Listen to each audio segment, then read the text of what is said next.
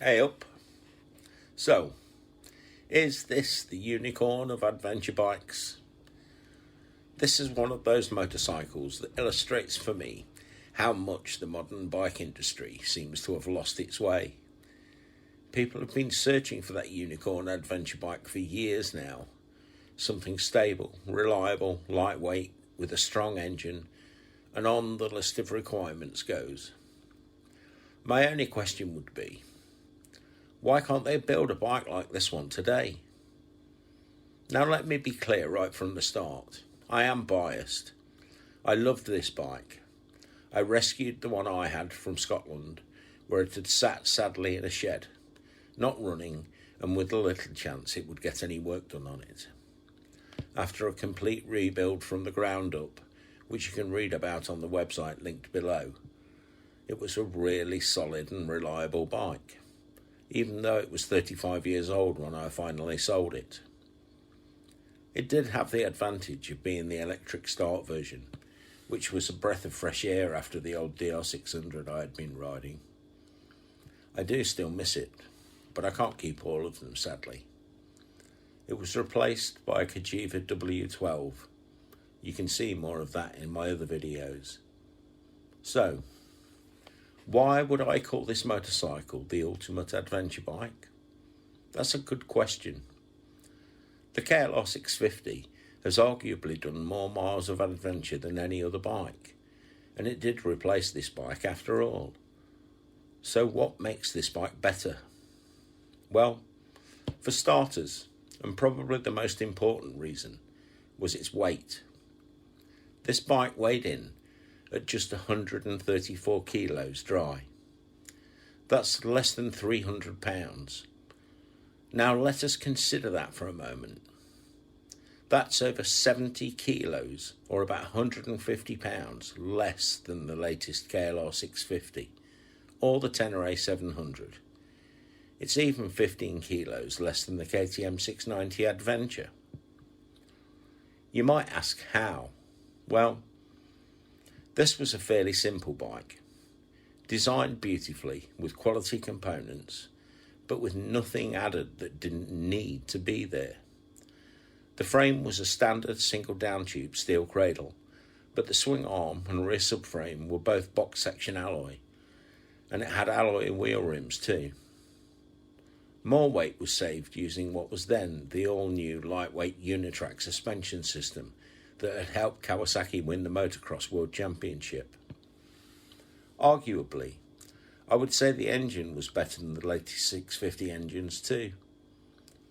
The 564cc lump was massively over square, with a huge bore to stroke ratio, and it span up much faster than the latest 650.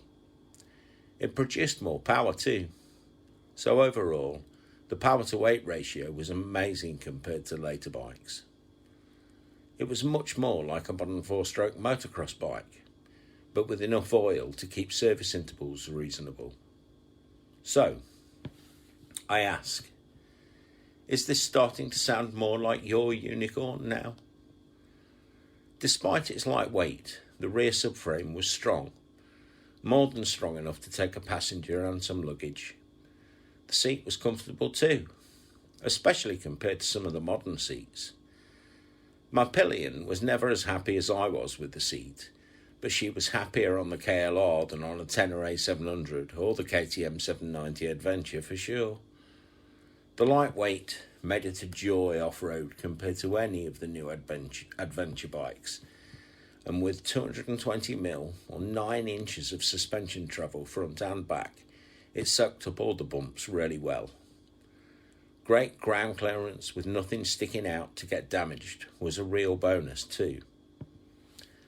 The real surprise to me came when I took it out on the open road for the first time.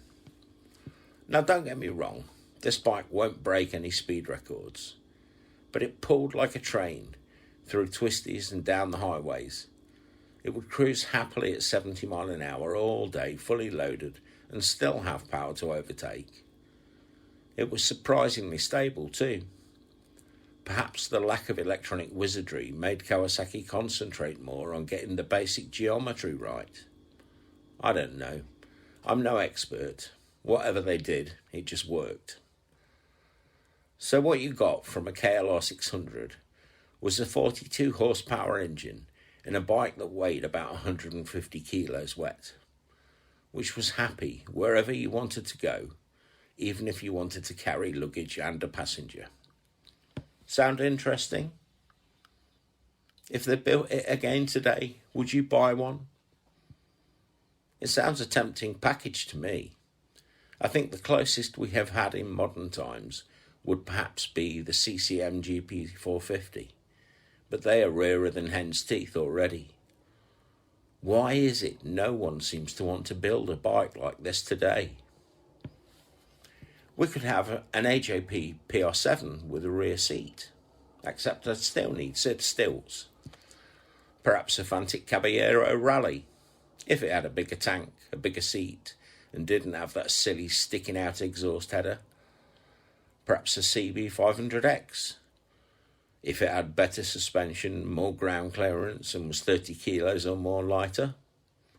Or perhaps a KTM 500 Enduro, if it had a cush drive, something that actually resembled a real seat and a fuel tank that got me further than the next garage. I thought we were supposed to make progress over time. Yes, it would be good to have better, newer brakes and suspension. But Kawasaki, or any other manufacturer, can we have a bike like this again? I'll leave you with some footage from a slow ride down a green lane in Derbyshire. Just me having some fun one sunny afternoon. Enjoy the ride, everyone.